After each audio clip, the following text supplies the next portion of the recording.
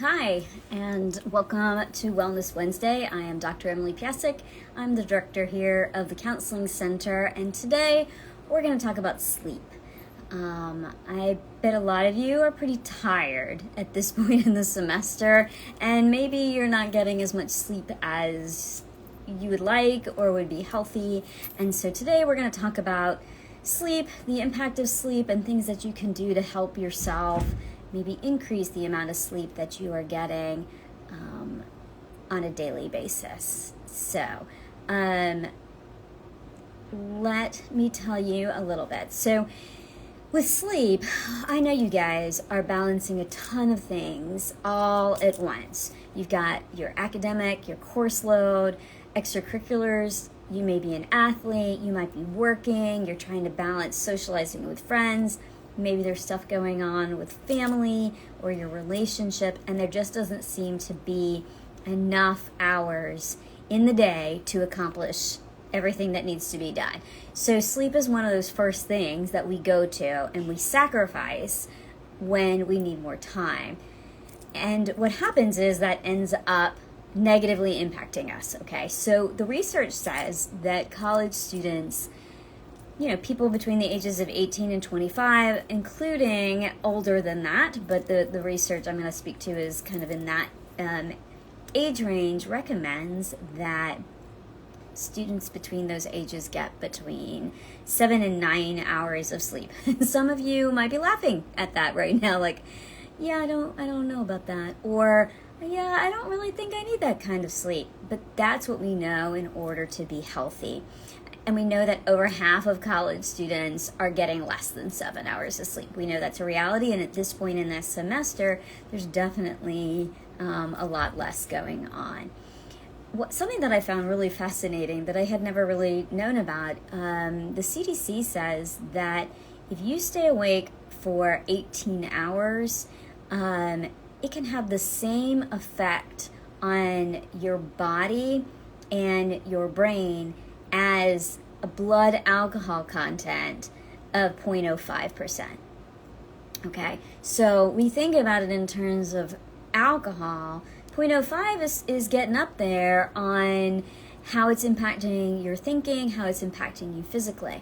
And people who are staying awake for 24 hours, so if you're pulling an all-nighter, it can equate to a BAC, a blood alcohol content, of 0.10, which is higher than the legal limit for driving with alcohol. So I think that's pretty profound when you think about it. And we know that impaired driving, because of drowsiness, accounts for a lot of accidents, car accidents, and potentially loss of life. So, I think when you think about how it really can impact you, maybe the more important sleep can be in focusing on what you can do to get some more sleep. And I get it. People pull all-nighters. I'll be transparent. I definitely was one of those when I was in graduate school in particular. Not the healthiest decisions to make. And so my goal today is to talk a little bit about how lack of sleep can impact you and what you can do to increase your sleep. So lack of sleep can impact, obviously, sleepiness during the day, fatigue, but also things like your mood. So if you're finding that you're really irritable a lot, you have a really short temper, you're really moody all of a sudden, you are having a really difficult time coping with stress, difficulty focusing or concentrating or remembering things, like you're staying up all night and because you're trying to study for that biochem exam or the math exam that you've got, or a language exam, and you're just not able to remember the information. Look at how you're sleeping. Are you sleeping enough? Sleep gives us the ability to absorb more information. It also impacts your body's ability to fight illness. So, not only do we have COVID stuff going on, but it's cold and flu season, and you're more susceptible to getting sick. So thinking about some things that you can do for yourself to increase that sleep. So it's also important to think about not just the number of hours that you're sleeping, but the quality of your sleep. So not just the numbers, not just the quantity, but the quality. Are you sleeping through the night? Are you waking up multiple times during the night?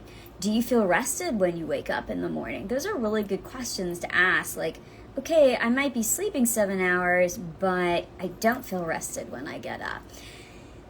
So what do? How do you get a better night's sleep? The key that we know from research is establishing that healthy sleeping habits is a priority. Like, I want to change this. And we talk about healthy sleeping habits in terms of what's called sleep hygiene. And these are going to be things that help you fall asleep and have more quality sleep. So the best way to improve sleep is that you need to be tired and you need to be relaxed. Those are the things that we know help us fall asleep and help us fall asleep quicker. Okay, so when somebody is tired and really tired, they're going to fall asleep within like 5 minutes. When you're relaxed, you're able to kind of drift off into sleep faster.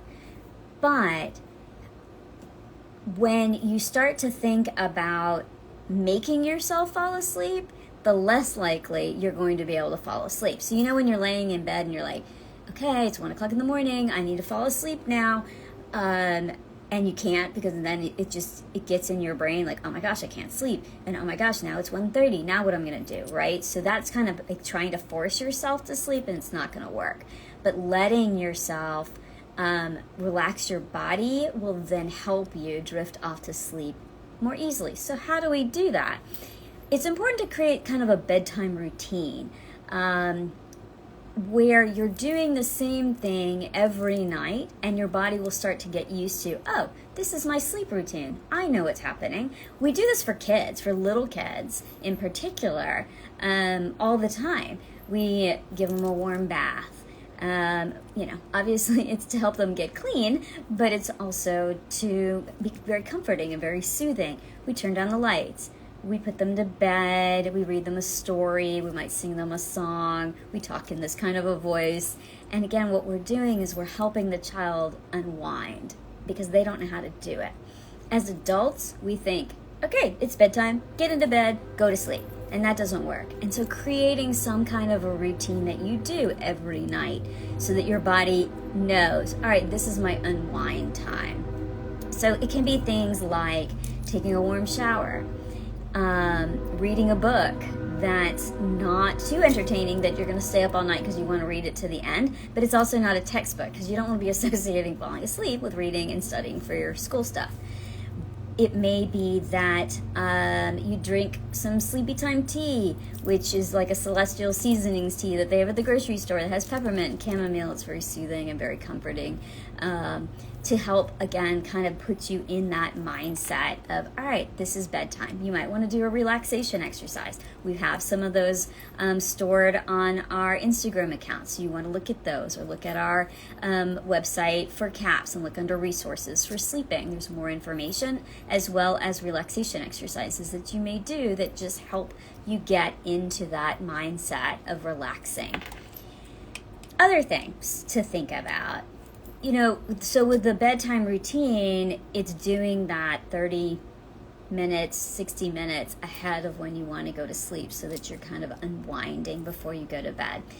They talk about eliminating caffeine, tobacco earlier in the day, and that's tricky, right? So you're tired, but you still have a lot of work to do. You're going to drink caffeine to try to stay up, but then it counters your body when you do need to go to sleep. So looking at your caffeine intake, how much are you using it? How late in the day are you drinking caffeine or using caffeine? Ideally, the research says to stop using it at like 2 or 3 o'clock in the afternoon. But again, as I said, I think that can be really hard. But maybe it's stopping your caffeine at 4 o'clock or 5 o'clock. And that listening to your body when it's time, when you're just so exhausted you can't do anymore, nothing else is going into your brain at that point. Giving yourself a chance to say, all right, this is all I can do tonight, and it's time to go to bed. Sometimes exercising can be really helpful throughout your day. It's just kind of getting your body moving. Some people find exercise before going to bed at least or doing it no later than 2 hours prior to you going to bed, because you don't want it to energize you. But for some people, after 5, after classes are over, going for a run or going for a walk or going to the gym may just help you relax your body from all the stressors during the day. And so that might be helpful. Doing a warm stretch or a stretch before going to bed kind of warms your muscles up a little bit, and kind of puts them in more of a relaxed kind of state. Having a snack before you go to bed, there's something about why we give kids a snack at bedtime, and particularly like milk. There is a soothing component to that. Be careful, again, with chocolate or sugar, things that are going to give you a lot of energy. That would be kind of counterproductive. Also thinking about the amount of fluid that you're drinking before going to bed, because then you're going to have to get up and go to the bathroom through the night, and so that's going to interrupt your sleep. Sometimes people find that having a clock next to their bed actually works against them, being able to see what time it is, so that when you turn over and you're like, oh, it's 3 o'clock in the morning, and then you start thinking about things versus, let me just not even know what time it is. I'm going back to sleep. I'm going to sleep until my alarm goes off, and then you're not worried about it, or you're not laying in bed going, as I said earlier, okay, it's 1. How come I'm not falling asleep? Now it's 1:30. I can't go to sleep. How much more sleep do I need? Or how much sleep am I going to get at this point? That is not going to be helpful. So, turning off the actual clock, keeping your alarm on, but turning the clock the other direction, or not even having one beside your bed, can be helpful. Other things to think about is trying to go to sleep basically at the same time every night. And that's kind of like that bedtime routine we were talking about earlier, that your body will then know, okay, it's midnight and I'm getting ready for bed, and your kind of circadian rhythm will get to know that that's when it's time for bed. And it's hard when you go to bed one night at midnight, you go to bed at one night at 2, and you wake up at 6 one morning, and you wake up at 9 one morning. Like, your body just can't adjust, and so it can be harder to fall asleep at night and harder to wake up in the morning if you don't have a consistent sleep schedule. So really trying, to say, what's my earliest class through the week, and kind of adjusting your schedule. And I know that can be kind of a bummer, because if you've got an 8 o'clock one morning and you don't have a class until 11, there is this propensity to want to sleep longer. I get it. But in order to be able to sleep better, it's being able to say, all right, if I've got this 8 o'clock, then I need to be up by 7. And then using the time on those days that you don't have class until 11 to get some things done, so that maybe you're not staying up as late at night, and trying to get things, finished, or studying for things. So kind of flipping your schedule. When you are staying up late, there's going to be those nights, right? There's definitely going to be those nights where you have a lot of work to do. You're finishing a paper, you're studying for a test, trying to look at how can you set a deadline on what time you're going to go to bed, so that, knowing that 1 o'clock in the morning, not much else is really going into your brain after 1 o'clock in the morning. You might think it is, but it's really, you're not able to retain the information, as we talked about earlier. You're tired, you're fatigued. I do have to say there's one caveat. If you're on a roll on a paper, keep going until you're done with the roll and then go to sleep. But trying to study, you've learned as much as you can, and giving yourself permission to go to sleep, knowing that if you give yourself a chance to sleep, then you will be able to perform better the next day on that test, versus working off of adrenaline because you stayed up so late and you're, living on fumes basically when you take the test. So there's a balance of recognizing, all right, I've done as much as I can, and I'm going to do the best that I can on that test the next day, or on that lab the next day, or whatever it is that you are working on. When you do pull those all-nighters, as soon as you can get back into that regular routine, the better. It's easy to fall off that pattern. And so kind of like exercising, like if you stop exercising, you're like, meh, I don't know how to do it anymore. But keeping yourself to a routine is going to be the best thing that you can do for yourself, and being able to get yourself back on that routine as soon as possible.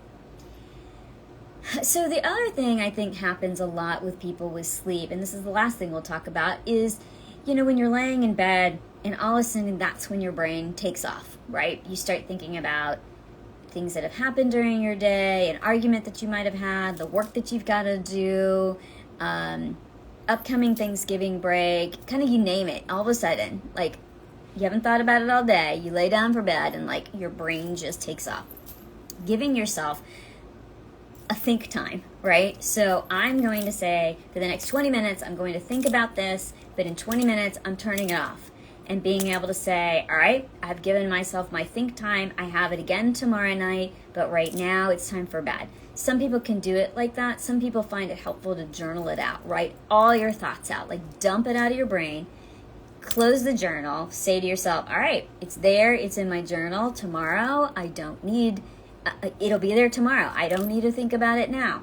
I've written it down. I'm not going to forget. And I now have permission to go to sleep and stop focusing. Easier said than done. All of these techniques are going to take some time to get used to, but they can be really beneficial. And being able to, focus on decreasing those stressors that might be impacting you before you go to bed, keeping yourself to a sleep routine and doing that every night, allowing yourself to go to bed by 1 o'clock, trying to aim for that 8 hours of sleep. I know it would feel really good, and when you do get that amount of sleep, you probably do feel good. But again, kind of recognizing it's important to get sleep. It rejuvenates you. It helps you. It helps you on so many different levels. So again, doing what you can to try to improve your sleep is going to be helpful. Check out more information about sleep on our website, as I mentioned earlier. Make sure you're looking at the CAPS Macon website. Under resources, there is a section on sleep hygiene and also relaxation exercises. Check out our Instagram account so that you're finding out more information about what we're doing. As far as Wellness Wednesday for next week, which is Thanksgiving week, we're going to take a break from Wellness Wednesday for next week, but we will resume December 1st. I hope that Thanksgiving break gives you an opportunity to get some rest and relax a little bit so that you can come back feeling stronger and ready for the rest of the semester. So happy Thanksgiving, and we'll see you the week after Thanksgiving. Take care. Bye.